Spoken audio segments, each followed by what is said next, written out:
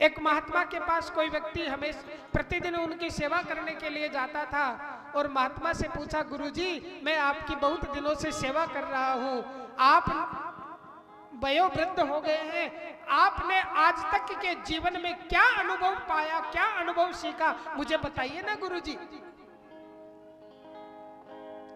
तब महात्मा जी ने अपना मुंह खोला और मुंह में चारों तरफ जीभ घुमा करके बता दिया। वह व्यक्ति कहने लगा, गुरुजी मेरे तो समझ में कुछ ना आया, मोको तो कछु समझ में ना आयो।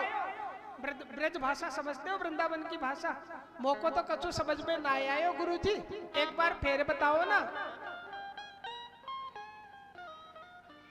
महात्मा ने कहा कि मैंने जीवन में यही अनुभव किया है।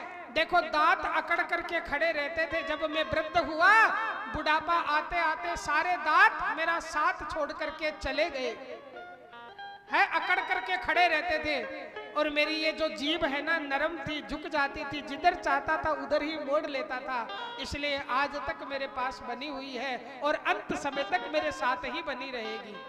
यही जीवन का अनुभव है प्यारे। रहीमन नन्हे यूं रहो जैसी नन्ही दूब, सभी पेट कट जाएंगे दूब खूब की खूब।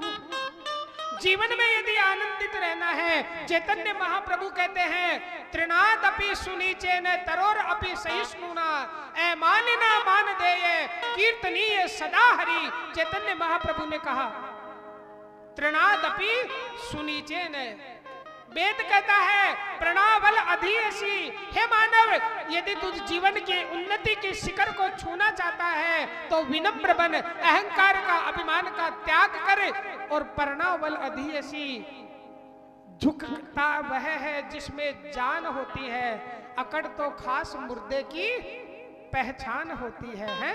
झुकता वह है जिसमें जान होती है, अकड़ तो मुर्दे की खास पहचान होती है। इसलिए प्यारे जीवन में यदि उन्नति की ओर बढ़ना है, विनम्र बनो। देखो एक होती है विनम्रता और दूसरी होती है कायरता। कोई हमारी विनम्रता को यदि हमारी कायरता समझे, तब हमें उसको उत्तर देने का सामर्थ्य भी होना चाहिए।